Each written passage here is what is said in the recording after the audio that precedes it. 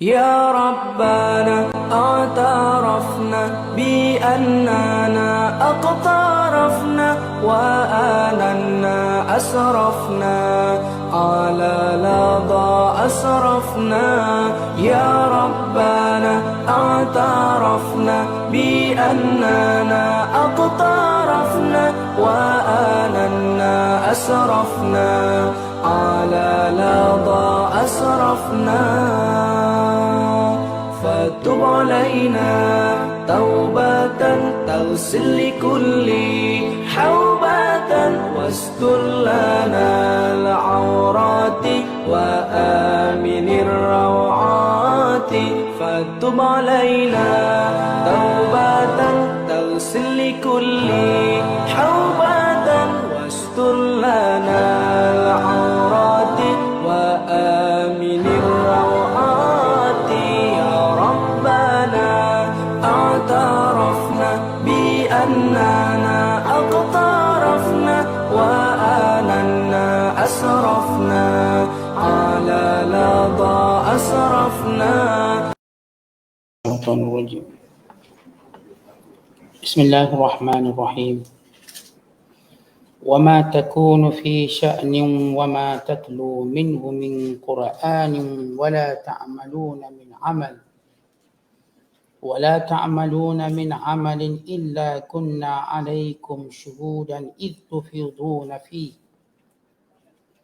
وما يعزب عن ربك من مثقال ذرة في الأرض ولا في السماء ولا أصغر من ذلك ولا أكبر إلا في كتاب مبين.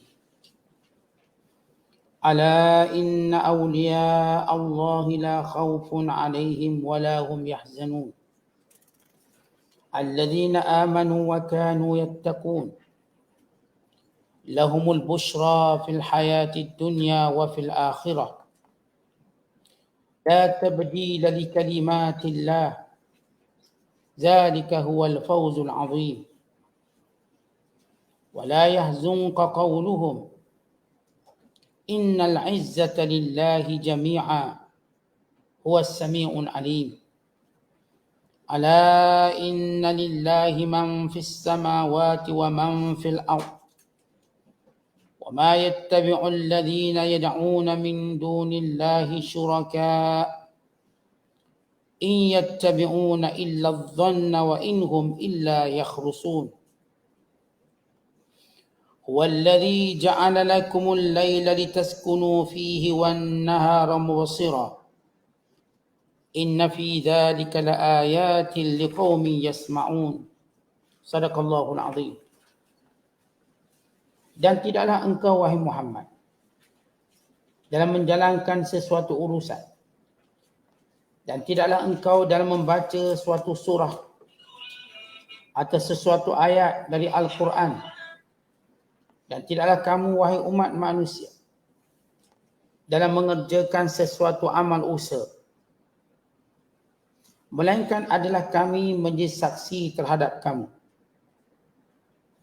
ketika kamu mengerjakannya, dan tidak akan hilang lenyap dari pengetahuan Tuhanmu sesuatu dari sehalus-halus atau serengan-rengan yang ada di bumi atau di langit, dan tidak ada yang lebih kecil dari itu dan tidak ada yang lebih besar, melainkan semuanya tertulis di dalam kitab yang terang nyata. Ketahuilah, sesungguhnya wali-wali Allah tidak ada kebimbangan dari sesuatu yang tidak baik terhadap mereka, dan mereka pula tidak akan berduka cita. Wali-wali Allah itu ialah orang-orang yang beriman serta mereka pula sentiasa bertakwa. Untuk mereka sahajalah kebahagiaan yang mengembirakan di dunia dan di akhirat. Tidak ada sebarang perubahan pada janji-janji Allah. Yang demikian itulah kejayaan yang besar. Dan janganlah engkau wahai Muhammad merasa duka cita disebabkan kata-kata mereka yang ingkar itu. Kerana sesungguhnya segala kuat kuasa tertentu bagi Allah. Dialah yang maha mendengar lagi maha mengetahui. Ingatlah, sesungguhnya bagi Allah jualah segala yang ada di langit dan yang ada di bumi. Dan bahawa mereka yang menyembah sesuatu yang lain dari Allah sebagai sekutunya, mereka tidak menurut sesuatu keyakinan. Mereka hanya menurut sangkaan semata-mata. Dan mereka hanyalah orang-orang yang sentiasa berdusta. Dialah yang menjadikan malam bagi kamu supaya kamu berehat padanya. Dan menjadikan siang terang benderang supaya kamu berusaha. Sesungguhnya perubahan malam dan siang itu mengandungi tanda-tanda yang menunjukkan kekuasaan Allah bagi kaum yang mahu mendengar keterangan-keterangan yang tersebut dan mengambil pelajaran daripadanya. Masih lagi kita berada dalam penafsiran surah Yunus. Surah yang ke-10, pada juzuk yang ke-11, pada ayat yang ke-61 sehingga ayat 67. Allah Ta'ala setelah menerangkan bahawa hanya sebahagian manusia sahaja yang bersyukur dengan nikmat Allah SWT dengan mentaatinya dan meninggalkan maksiatnya. Maka Allah menjelaskan bahawa setiap perbuatan manusia, setiap perlakuan mereka kecil atau besar, bahkan setiap makhluk yang ada di bumi ini dan yang ada di langit, semuanya ini diketahui oleh Allah Subhanahu Wa Taala. Dan seluruh makhluk Allah ini mengikut peraturan dan perintah Allah. Sebagaimana yang dicatat, sebagaimana yang Allah catatkan dan Allah Taala perintahkan. Maka Allah dalam ayat ini memberi khabar gembira kepada orang yang taat dan memberi amaran kepada orang yang berdosa dan melakukan maksiat. Kalau sebelum ini ayat yang kita baca menerangkan bagaimana di antara penyelewengan dan kesesatan orang kafir, musyrik penyembah berhala, ialah mereka bila melakukan atau bila menentukan suatu hukuman tidak ada asas, melainkan mengikut hawa nafsu. Mereka bila meletakkan hukum halal dan haram, melainkan kerana mengikut nenek moyang mereka, tanpa ada sebarang alasan yang munasabah, tanpa ada sebarang dalil yang sumber, hanya diwarisi turun-temurun dengan secara pak turut, yakni secara tidak sebenar dan tidak menggunakan akal, dan tidak juga daripada sumber wahyu. Maka Allah Ta'ala menjelaskan di sini perbuatan semua manusia, sama ada yang dilakukan oleh baginda Rasulullah sallallahu alaihi wasallam sendiri, semua urusan Rasulullah dan semua kerja-kerja dakwah Nabi sallallahu alaihi wasallam dan semua tindakan dan pelakuan kamu, maka Allah menjadi saksi. Yang menerima lalu taat, Allah jadi saksi keimanannya. Yang menolak lalu kufur dan ingkar, Allah menjadi saksi akan kekufurannya. Baik kecil ataupun besar pelakuan dan tindakan kamu, semuanya berada dalam pembendaharaan ilmu Allah. Semuanya berada dalam catatan Allah SWT.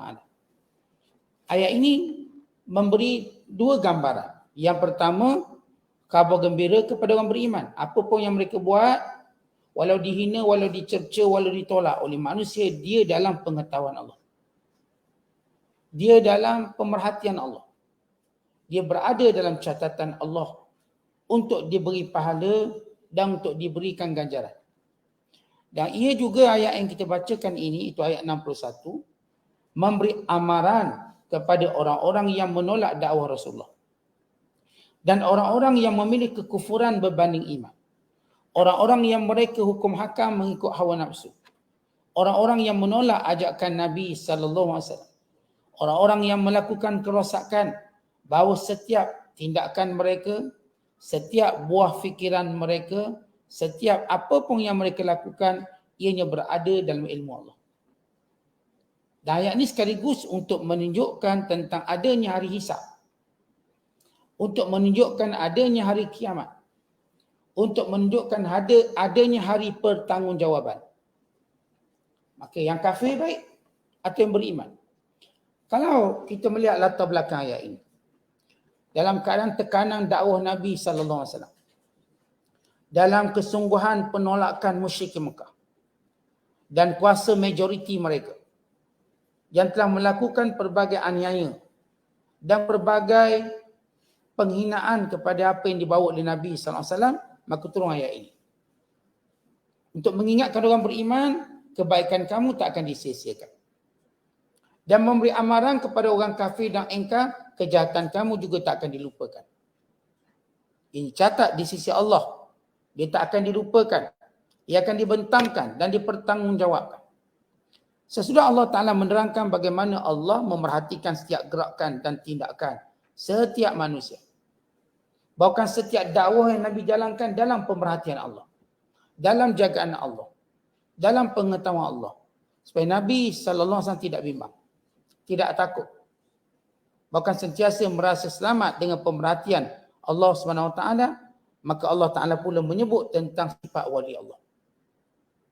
Kerana orang-orang yang mengetahui Allah memerhatikan tindakan mereka, maka lahirlah satu kelompok mukmin yang benar-benar bertakwa pada Allah.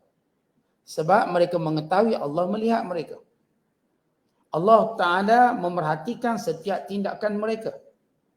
Maka tidak patut orang yang punya akal sesudah mengetahui bahawa Allah SWT memerhatikan setiap tindakan mereka untuk mereka mencuaikan ibadat dan ketaatan pada Allah. Kita dah tahu Allah tahu apa kita buat. Takkanlah kita nak buat jahat. Kita dah tahu Allah Ta'ala menilai semua perbuatan kita. Takkanlah kita nak khianat. Takkanlah kita nak tinggalkan ibadat. Maka pengetahuan kita inilah yang menambahkan pada syukur kita pada Allah dan sentiasa berterusan ibadat kepada Allah. Maka Allah menyebut sifat ini. Mereka ini digelar dan dipanggil awliyaullah. Apa maksud awliyaullah? Yakni kekasih-kekasih Allah. Pilihan-pilihan Allah. Yang dekat dengan Allah. Yang sentiasa mengutamakan taat kepadanya. Maka Allah Ta'ala memuliakannya dengan karamah. Dengan kemuliaan. Mereka ialah orang yang beriman dan bertakwa sebagaimana yang disebut oleh dalam ayat ini. Maka siapa pun yang bertakwa pada Allah, dia adalah wali Allah atau mendekati kedudukan wali Allah. Allah Ta'ala berfirman, ala ketahuilah, inna awliya Allah, sesungguhnya kekasih-kekasih Allah itu, wali-wali Allah itu. Perkataan awliya daripada perkataan waliyun. Wali artinya yang dekat dengan Allah, kekasih Allah yang dijaga oleh Allah. Wali ini dia ada beberapa pengertian dan makna. Yang pertama, wali yakni kekasih.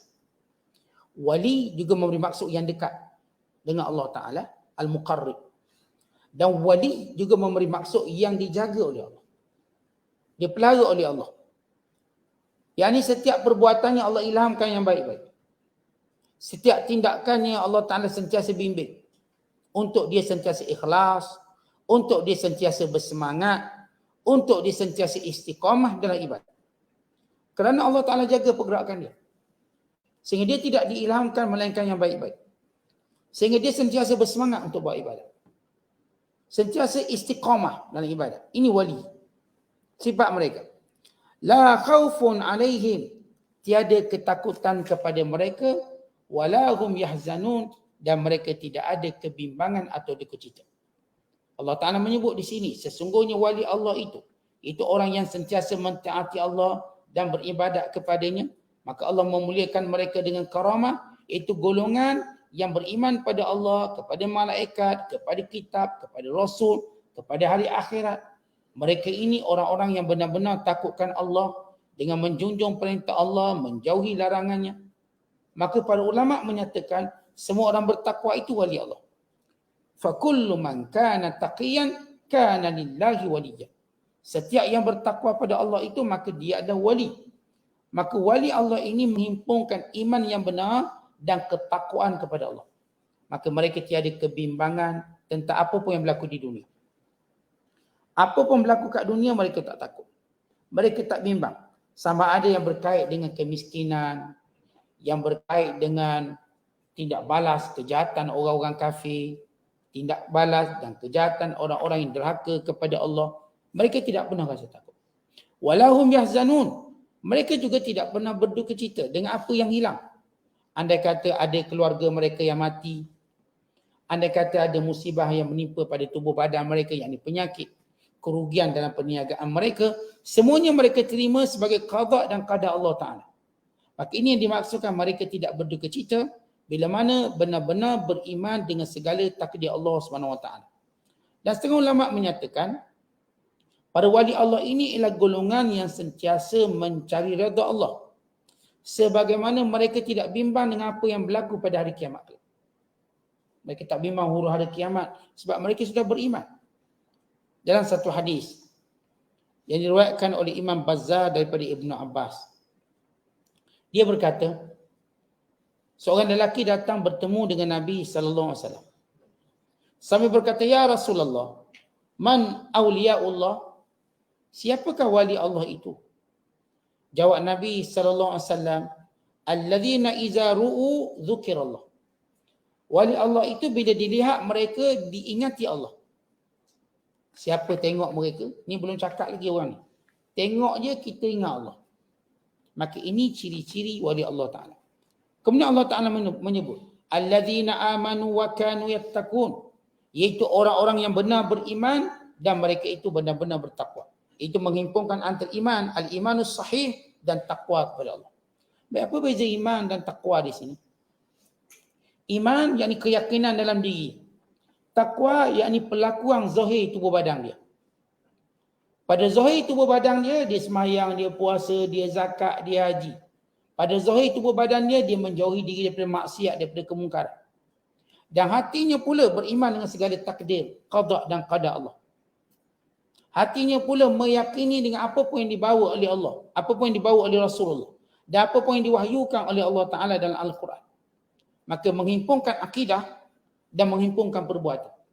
Kalau seorang mendakwa wali Allah tapi tak semayang, tak buat amal-amal yang disebut amal jawarih, amal-amal perbuatan fizikal, maka dia pembohong. Dan seorang yang melakukan pula, melaksanakan amal jawarih, yakni melaksanakan segala tuntutan fizikal, tetapi mereka ragu-ragu, mereka tak yakin, ini juga bukan wali Allah. Wali Allah menghimpunkan iman yang sahih dan takwa yang sebenar. Kita dah sebut iman yang sahih itu ialah keyakinan dia, keteguhan dia. Manakala takwa itu bagaimana dia mentaati setiap perintah Allah. Kemudian Allah menyebut balasan dan ganjaran mereka. Yang pertama Allah menyebut sifat, yang kedua Allah menyebut syarat untuk menjadi wali Allah, yang ketiga Allah Ta'ala menyebut ganjaran. Lahumul bushra, bagi mereka khabar gembira. Fil hayati dunia, dalam kehidupan dunia, wa fil akhirah, dan juga pada hari akhirat kelak. Apa maksud bushra? Bushra kata ulama, ini khabar gembira, ialah dengan mendapat kemenangan dan mendapat kuasa pemerintahan, lalu melaksanakan syariat Allah, lalu mendirikan solat dan mengeluarkan zakat, menyuruh yang ma'ruf, mencegah kemungkaran. Dan ini yang disebut dalam ayat yang lain, wala yansurannallahu man yansuruh innallaha laqawiyyun aziz alladzina immakkannahum fil ardh aqamus salah wa atawuz zakah wa amaru bil ma'ruf wa nahaw 'anil munkar walillahi 'aqibatul umur. Allah akan membantu orang yang membantu agama Allah. Artinya mereka ke arah mendapat kuasa istiqlal pemerintahan atas muka bumi ini. Para wali Allah bukan sekadar cenderung ibadat seorang-seorang, mereka akan memerintah. Mereka akan jaga dunia dengan memerintah untuk melaksanakan perintah Allah. Dan sungguh Allah itu maha kuat lagi maha perkasa, iaitu orang-orang yang kami berikan kuasa atas muka bumi. Mereka mendirikan solat, mereka mengeluarkan zakat, mereka menyuruh yang baik, mereka mencegah yang mungkar, dan bagi Allah kesudahan segala urusan. Dalam ayat yang lain Allah menyebut di antara berita gembira kepada wali Allah di dunia bahawa Allah akan jadikan mereka pemimpin. Allah berfirman, wa'adallahu alladhina amanu minkum wa 'amilus salihat la yastakhlifannahum fil ardh.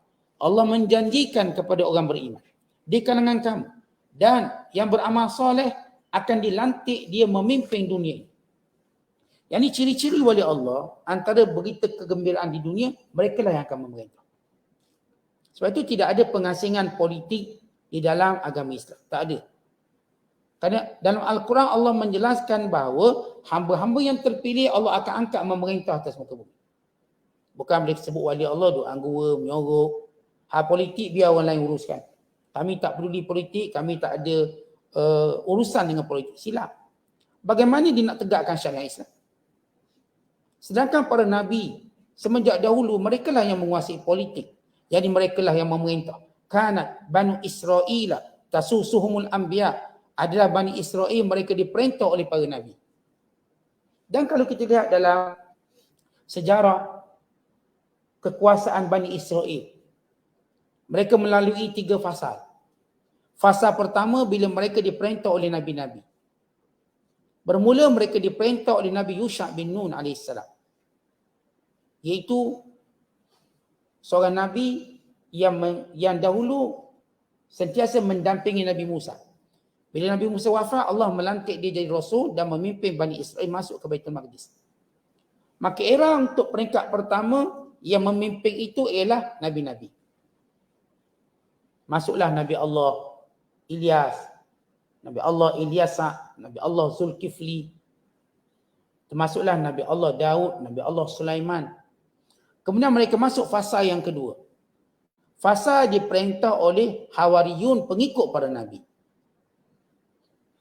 Pengikut para Nabi sebagaimana Abu Bakar dengan Nabi SAW. Pengikut, sahabat. Dan kelompok ini juga masih lagi memerintah dengan menegakkan syariat.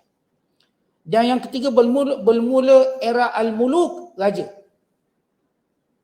Yang dikira yang paling gagah, yang paling licik politik, mereka pegang kuasa. Bukan lagi yang paling bertakwa. Mula-mula yang paling bertakwa pegang politik, memerintah. Diikuti dengan orang yang mengikuti golongan yang paling bertakwa. Kemudian mereka yang paling licik dalam politik dan paling kuat tubuh badan. Akhirnya Bani Israel melalui zaman keruntuhan bila mereka mula dipimpin golongan yang licik politik. Golongan ini untuk dinaik dia perlu bunuh ramai orang. Dia perlu penjara ramai orang. Dia tak macam Nabi-Nabi. Para Nabi SAW dia naik, mereka tak perlu bunuh orang untuk naik. Mereka tak perlu penjara. Sebab mereka telah melatih umat mereka bukan untuk rebut jawatan, tapi melihat jawatan itu amanah. Tapi bila fasa yang ketiga dipanggil fasa muluk. Dan ini juga disebut dalam hadis Nabi SAW. Dalam kalau kita lihat sejarah Islam pun, mula-mula fasa kenabian, nubuwah. Khilafah nubuwah. Yang kedua ialah khilafah ala minhajin nubuwah. Iaitu kekuasaan mengikut adunan sistem kenabian. Dipanggil minhaj atau manhajin nubuwah. Dan yang ketiga dipanggil mulkun adud. Raja yang berkuasa, pewaris. Yang mewarisi kuasa pada keturunan. Kita juga akan, umat Islam juga telah melalui 3 fasa ini. Sebagaimana Bani Israel melalui fasa tersebut. Dan kita akan kembali kepada fasa iaitu dipanggil Al-Khilafah ala Minhajin Nubuwah. Kita akan kembali semula nanti yang akan memerintah umat Islam ialah orang yang mengikut cara Nabi. Itu Imam Mahdi. Kemudian kita kembali kepada yang tertinggi Khilafatun Nubuwah, pemerintahan Nabi, itu pemerintahan Nabi Isa AS. Kemudian kembali yang kedua balik, kedua semula iaitu pengikut Nabi Isa AS. Yang masih ikut minhaj atau manhaj Nabi Isa. Kemudian bermula kerajaan yang zalim dan bermulalah kiamat. Baik, begitu rotation dia atau begitu pusingan hidup. Maka Allah menyebut dalam ayat yang kita bacakan bahawa para wali Allah, mereka ini menjaga negara. Kita jangan tengok wali Allah yang menyorok, yang seorang-seorang. Tak. Mereka bukan jenis orang seorang-seorang.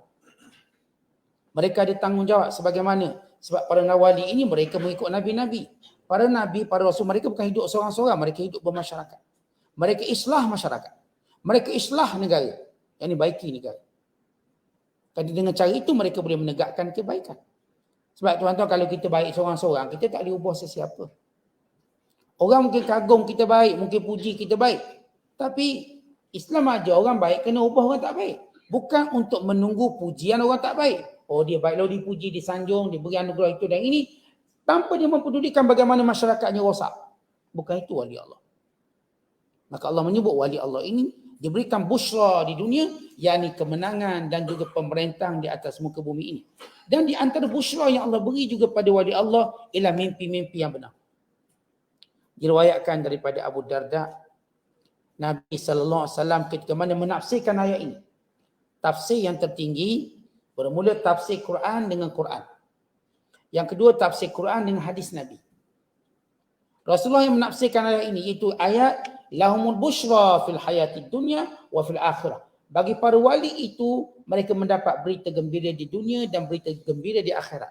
Kata baginda sallallahu alaihi wasallam, hiya ru'ya salihah yarahal muslim aw tura lahu. Berita gembira kepada wali Allah di dunia ialah mimpi-mimpi yang baik, yang dilihatnya atau diperlihatkan padanya. Artinya tuan-tuan, mimpi-mimpi yang baik ini ciri-ciri wali Allah. Para wali Allah sentiasa Allah kurniakan mereka mimpi-mimpi yang segar. Mimpi-mimpi yang akan memberi kekuatan agama mereka. Kalau kita mimpi kena kejar di hantu lagi, belum lagi lah tu. Mimpi mereka mimpi benar. Sentiasa mereka mendapat ilham, sentiasa mereka mendapat nur daripada mimpi. Maka ini sifat wali Allah. Di antaranya mereka diberi berita gembira dengan mimpi. Dan setengah ulama tafsir menyatakan lagi, basyair dan makna busyra juga ialah malaikat yang akan turun ketika mana dia nazak. Tuan-tuan, semua orang bertakwa mereka ni wali Allah. Cuma bila mereka diangkat wali Allah, tengok ada orang dah sampai dia punya maksimum ketakwaan, mereka dah jadi wali Allah. Ada orang tengah nazak baru jadi wali Allah. Nazak tu baru jadi wali Allah, diangkat. Tetapi semua mereka inilah orang bertakwa. Jadi wali Allah ini dia ada peringkat-peringkat. Macam kita sebut orang kaya lah. Ada orang lahir-lahir kaya. Mak ayah dia kaya. Ada orang arah ketua baru kaya. Dia dapat pencing, dapat duit imbuan itu ini. Dia pun kaya. Dan dia pun dah tak boleh makan kedai. Dia pun tak boleh makan banyak makanan. Dia kaya lah, dia tak belanja. Duit banyak. Keluar pun untuk beli obat je. Dia pun dah tak boleh mandu kereta. Dia tak payah bayar bulan kereta. Di rumah pun habis bayar. Jadi dia pun kaya usia tua dia. Banyak duit. Dia pun tak guna disimpan sambil kira. Masa lapang kira duit. Nak guna dah tak boleh tua.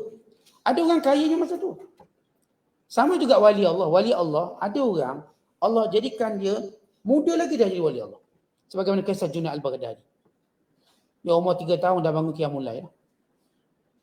Dah bangun dah, dia ajar oleh pak saudara dia bangun. Walaupun dia sekadar zikir. Dah start. Umur 7 tahun dah mula bangun malam dia. Mula dia solat. Allah tunjuk dia awal. Tanda-tanda dia.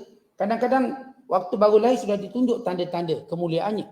Al-Imam Nawawi rahimahullah. Yang dianggap kutub. Kutub darjat tertinggi wali. Waktu kecil, tok guru, tuan-tuan guru tengok ni budak ni lain. Sebab dia tak suka main. Dia suka baca Quran. Kalau dia jaga kedai pun, ayah dia ada kedai dijaga pun, dia tak peduli sangat kedai tu. Dia duduk baca Quran. Lalu kata seorang tuan guru pada ayahnya, anak kamu ini ada sesuatu yang berlaku pada dia. Ada kemuliaan yang berlaku pada dia. Maka hantar dia belajar agama. Sehingga kanak-kanak paksa dia main sampai dia menangis. Dia tak nak main. Bayangkan budak-budak, normally dia suka main. Tiba-tiba kalau budak daripada kecil dah suka baca Quran, dah suka menyendiri, dia dah ada tanda-tandanya. Maka Imam An-Nawawi rahimahullah daripada kecil dah nampak tanda. Sehingga pada usia 19 tahun, dia sudah mampu menguasai banyak ilmu. Malah dia baru belasan tahun. Dan ketika mana wafat usianya 45 tahun, Allah Ta'ala berikan segala kitabnya memberi manfaat pada semua umat Islam. Dengan pelbagai latar belakang mazhab. Artinya beliau bukan kitab untuk mazhab Syafi'i. Untuk semua mazhab. Kitab beliau Al-Azkar sebagai contoh. Menjadi rujukan pada semua orang. Riyadhus Salihin menjadi rujukan pada semua umat Islam. Sampai hari ini. Kehebatan beliau. Allah tunjuk dari kecil. Ada orang tuan-tuan wali dia naik tingkat dia waktu nak mati baru naik. Lalu nampaklah wajah tersenyum dia ketika mati. Nampaklah tanda-tanda peluh. Allah dah angkat dia jadi wali. Dan khabar gembira di situ kata ulama, waktu dekat dia nazak, maka malaikat datang beri khabar gembira. Bahawa dia wali Allah dengan firman Allah Ta'ala. Alladzina tatawaffahumul malaikatu tayyibin yaqulun salamun alaikum. Mereka yang diwafatkan oleh malaikat, yang dicabut oleh malaikat, iaitu malaikat-malaikat yang baik dengan penuh kelembutan, sambil malaikat itu berkata, salamun alaikum, sejahtera ke atas kamu. Yani tahniah, bergembiralah kamu. Bahkan disebut dalam satu hadis bagaimana malaikat ini menyampaikan salam daripada Allah dan menunjukkan tempatnya di syurga. Ini busyra di dunia. Manakala busyra di akhirat ialah syurga Allah Ta'ala itu sendiri. Di hari akhirat kelak, ialah dia mendapat syurga sebagaimana Allah Ta'ala berfirman, innal ladzina qalu rabbuna Allah summa istaqamu tatanazzalu alaihimul malaikatu alla takhafu wa la tahzanu wa abshiru bil jannati allati kuntum tu'adun nahnu awliya'ukum fil hayati dunya wa fil akhirah wa lakum fiha ma tashtahi anfusukum wa lakum fiha ma tad'un nuzulan min ghafurur rahim. Nah, surah Fussilat Allah berfirman, sesungguhnya orang yang berkata Tuhan kami Allah, kemudian diistiqamah dengan ketaatan, maka turunlah kepada mereka malaikat yang berkata jangan takut dan jangan bimbang dan bergembiralah dengan syurga yang dijanjikan kepada kamu. Kamilah pembantu-pembantu kamu dalam kehidupan di dunia dan juga pada hari akhirat. Dan bagi kamu di hari akhirat kelak, apa sahaja yang kamu inginkan dan bagi kamu apa sahaja yang kamu cita-citakan dan angan-angankan, nuzulan sebagai balasan daripada Tuhan pengampun lagi Maha Penyayang. Maka ini yang dimaksudkan bahawa lahumul busyra fil hayati dunya wa fil akhirah. Bagi para wali Allah itu khabar gembira di dunia dan khabar gembira di akhirat. La tabdila li kalimatillah. Tidak akan berubah perkataan Allah. Tidak akan berubah janji-janji Allah. Bila Allah janjikan bagi orang beriman itu tidak ada ketakutan, tidak ada kebimbangan, itulah yang berlaku. Makna ayat ini tuan-tuan, mana-mana orang kafir mereka ada kebimbangan. Mereka ada ketakutan dalam kehidupan mereka. Nanti mereka bimbang kalau mati macam mana. Nanti mereka takut macam mana nanti mereka meninggalkan orang-orang yang mereka sayang. Sebab mereka cuma ada dunia. Mana kalau orang beriman, Allah buka hijab untuk mereka melihat syurga. Lalu mereka bergembira. Mereka tak takut, mereka tak bimbang. Anak isteri yang mereka tinggalkan, mereka tak bimbang. Ya dalam keadaan begini mungkin bimbang. Tengah kita sedar macam ni tuan-tuan, kalau kita sejenak fikir kalau saya mati, anak saya yang sekolah macam mana. Memang bimbang waktu itu. Tetapi waktu Allah buka hijab, hampir kematian kita dah tak bimbang. Bahkan kalau diberikan peluang untuk panjang umur, kita tak nak lagi panjang umur. Kita nak bertemu dengan Allah. Dan ini yang dimaksudkan dengan hadis, man ahabba liqa Allah, ahabba Allah liqa'ahu. Siapa yang cinta untuk bertemu dengan Allah, Allah cinta bertemu dengannya. Maksud hadis ini, bila seorang tu mati, dalam keadaan dia tak nampak lagi manusia yang keliling dia. Dia dibuka hijab satu persatu. Dan dia melihat janji Allah Ta'ala padanya, maka dia amat gembira. Dia ingin cepat, dia tak nak lagi peduli keluarga yang ditinggalkan. Sehingga bila berada dalam usungan, dia berkata kepada pengusung-pengusungnya, qaddimuni, cepat. Cepat, aku nak dapat balasan Allah. Maka tidak lagi dipikirkan tentang orang-orang yang ditinggalkan. Dia tak sayang ke? Dia tak cinta? Tak.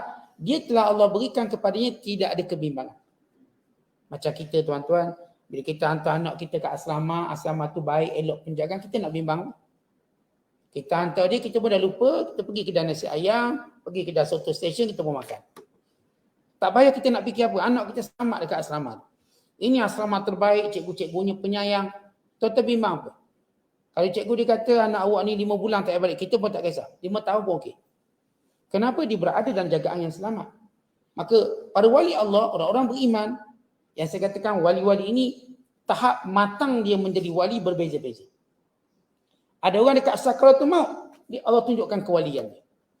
Allah tunjuk. Tapi semua mereka ialah orang beriman dan bertakwa. Siapa sahaja bertakwa, maka dia dicalonkan untuk menjadi wali Allah. Tapi peringkat bila dia diangkat, itu terpulang pada Allah. Ada orang yang saya katakan di dunia lagi Allah angkat dia. Dari muda-muda Allah dah angkat.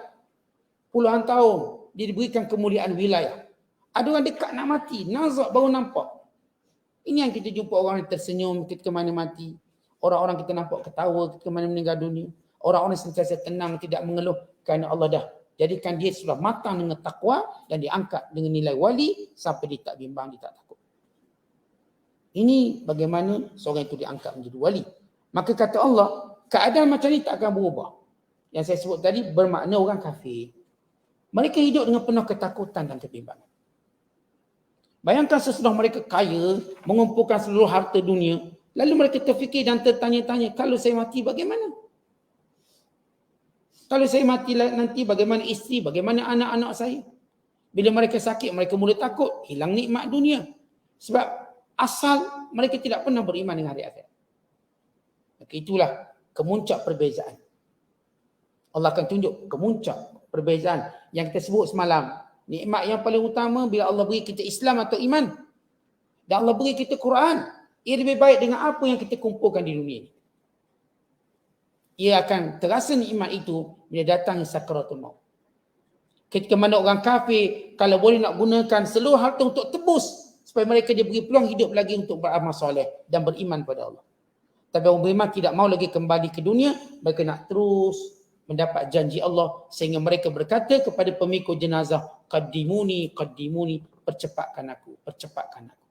Aku ingin bertemu dengan Allah. Sehingga Nabi SAW menyatakan orang beriman, bila dia mati, mustarihun, rehat.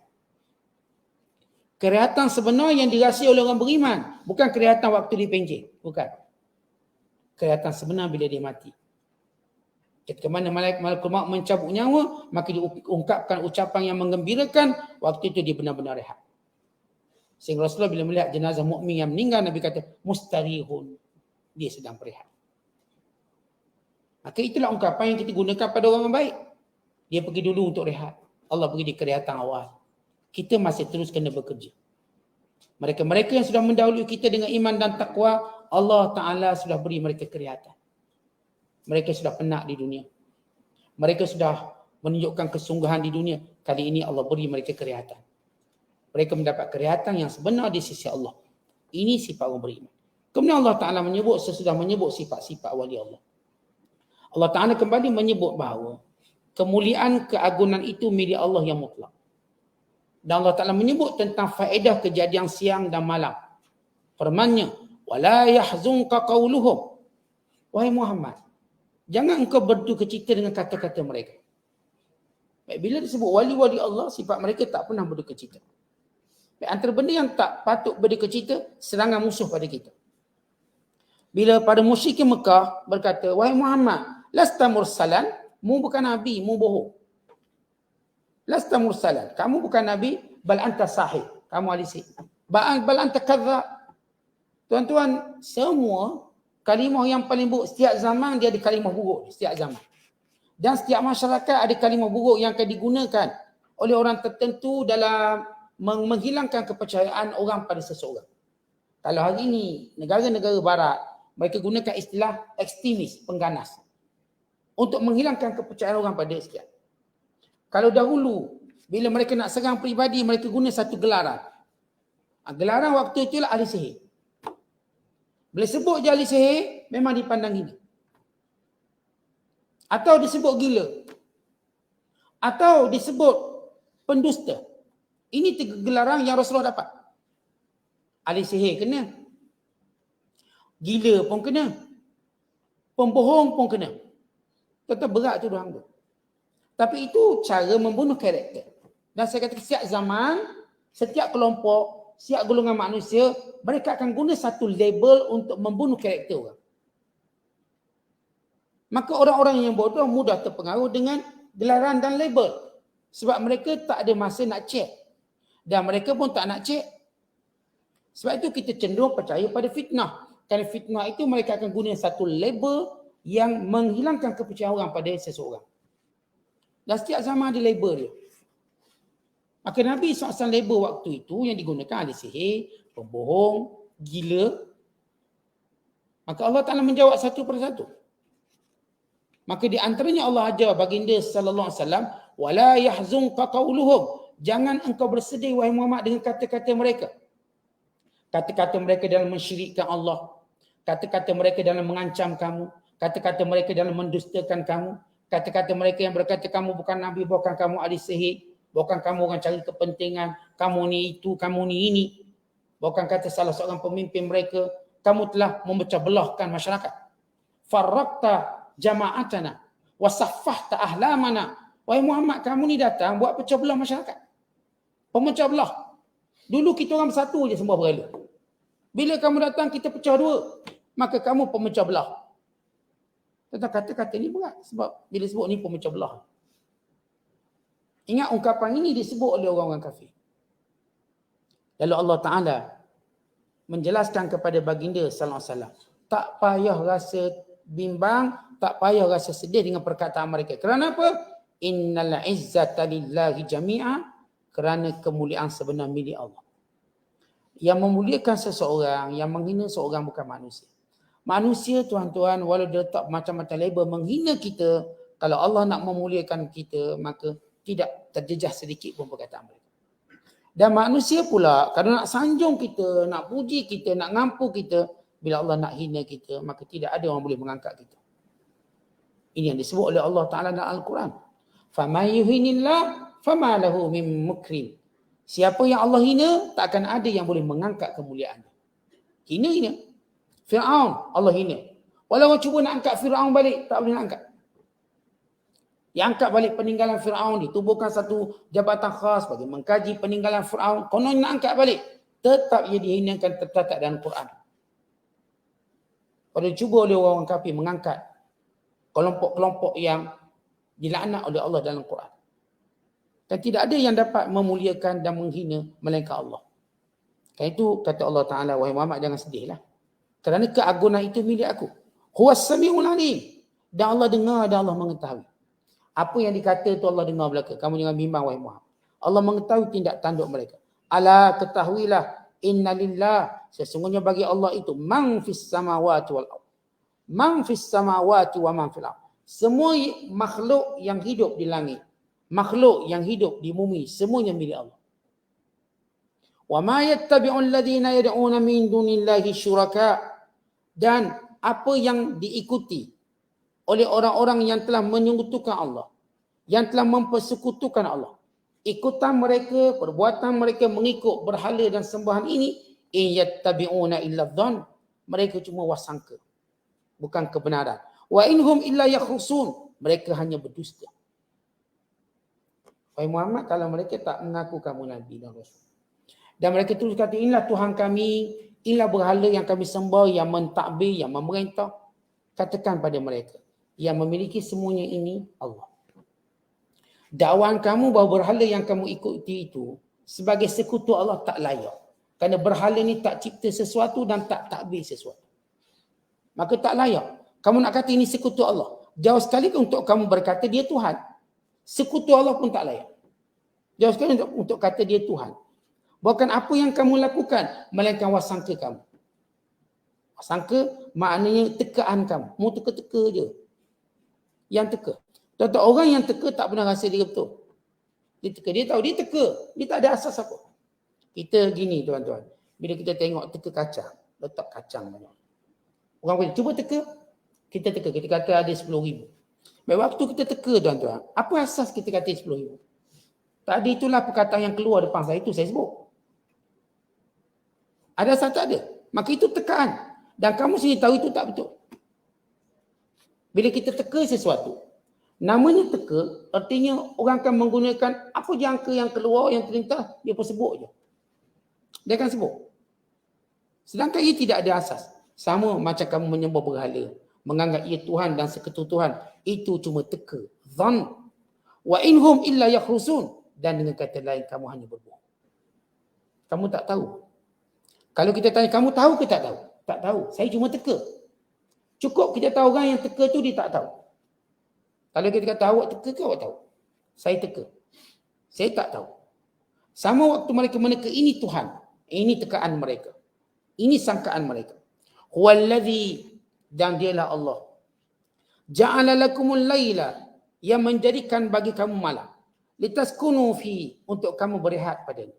Wan nahara, dan menjadikan kamu siang. Mubsiran, yang terang benderang, untuk kamu mencari rezeki padanya. Inna fi dzalika laayatin liqaumin yasmaun. Kerana itu semua menjadi tanda-tanda keberadaan Allah, kekuasaan Allah, pentadbiran Allah bagi kaum yang ingin mendengar. Baik, berhala yang kamu sembah apakah menciptakan malam? Dia menjadi rahmat untuk kamu rehat dan tidur. Berhala yang kamu sembah itu apakah ia menjadikan siang? Yang dengannya kamu boleh mencari rezeki dan mencari kehidupan. Maka Allah sebut dua kekuasaan ini. Mencipta malam dan siang. Malam dengan segala nikmatnya. Taskunun maksudnya kamu berehat. Kerana waktu yang paling seronok kita rehat waktu malam. Tidur yang paling sedap sekali tidur di waktu malam. Paling sedap sekali. Sebab itu kita mampu tidur waktu malam 8 jam, 9 jam. Siang bukan waktu tidur. Kerana itu kita tak mampu tidur siang hari 8 jam. 2 jam bolehlah. Sebab siang bukan waktu tidur. Bila kita bangun daripada tidur malam, kita akan rasa segar. Bila kita bangun daripada tidur siang, kita rasa tak segar. Tak segar. Ya, sikit-sikit je. Sebab siang Allah tak jadikan untuk kita tidur. Maka bila Allah menyebut, ini antara makhluk yang Allah jadikan, siang malam. Apakah yang kamu sembah itu menciptakan malam dan siang? Mencipta atau tidak? Dan apakah makhluk yang kamu sembah, yang kamu katakan, ya Tuhan, apakah dia tahu faedah malam dan faedah siang? Kami yang menciptakan malam, kami tahu faedahnya. Sebab itu Allah sebut faedah malam. Litaskunu fi. Kata litaskunu fi, sukun, tenang. Ya, malam memang saya kata waktu tenang. Semuanya diam. Tuan-tuan boleh tidur dengan baik, tidur dengan lainnya. Manakala bila Allah sebut siang, mubsiran. Apa maksud mubsiran? Terang benderang, kamu nampak semua. Kita siang tak payah buka lampu lagi. Cukup cahaya matahari. Kita dapat mencari sesuatu. Tak ada orang siang-siang buka lampu suluh, kenapa? Cari barang hilang. Tengok siang, tak mungkin. Dengan siang terang benderang, orang buka lampu suluh nak cari barang. Lampu suluh pun tak mampu keluarkan cahaya, dek terangnya matahari. Maka Allah Ta'ala menyebut ini dua nikmat. Malam dan siang. Yang sekutu kamu apakah buat benda ni? Sebab itu Allah suruh berfikir dengan kejadian alam dengan firman-Nya, inna fi zalik, pada kejadian itu, la ayatin, tanda-tanda kebesaran Allah. Tanda-tanda keesaan Allah. Tanda-tanda kekuasaan Allah. Tanda-tanda tauhid Allah. Liqaumin yasma'un, bagi yang nak dengar, bagi yang nak tadabbur, bagi nak kaji, bagi yang ingin mengambil pengajaran. Tapi yang tak nak ambil pengajaran, maka sampai ke bila-bila duduk sembah berhala. Apakah berhala yang cipta malam dan siang? Waktu gelap, dia perlukan lampu untuk cerahkan berhala. Jadi tidak ada kemampuan untuk mendatangkan cahaya. Ataupun mendatangkan kegelapan. Walaupun mereka namakan ini Tuhan kegelapan, ini Tuhan cahaya. Sebagaimana ajaran Zoroaster ataupun ajaran Kisra. Dia ada Tuhan cahaya, dia ada Tuhan gelap. Ada Tuhan baik, ada Tuhan jahat. Namakan apa pun, maka semua Tuhan-Tuhan ini tidak mentadbir dan tidak mencipta.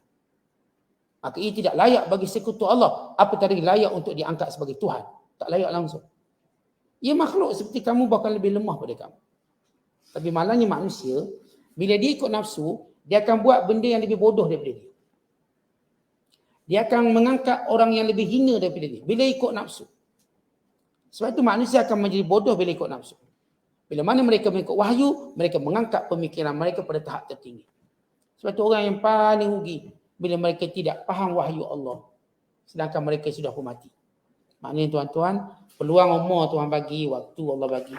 Tiba-tiba kita tak baca Quran dan kita tak nak faham Quran, ruginya kita. Ini sumber ilmu yang paling utama. Inilah sumber kecerdikan manusia. Manusia nak cerdik, maka inilah jawapannya. Al-Quran. Sebab itu ramai orang sesudah mereka melalui zaman jahiliah yang panjang, dan Allah beri ilham, kata mereka antara kerugian kami tidak membaca Al-Quran dahulu. Kami dulu tak baca Quran dan kami tak nak faham Quran. Kalau kami dapat membaca dan memahaminya daripada awal, nescaya kami mendapat hidayah lebih awal. Sebab itu kita jangan lepaskan peluang. Allah dah beri hidayah pada kita untuk kita terus tadabbur Al-Quran, baca Al-Quran, faham Al-Quran. Bukan sekadar malam kita ada tafsir, kita baca, lihat terjemahan dia. Tengok diri dengan kehidupan kita. Wallahu a'lam bishawab. Assalamualaikum warahmatullahi wabarakatuh.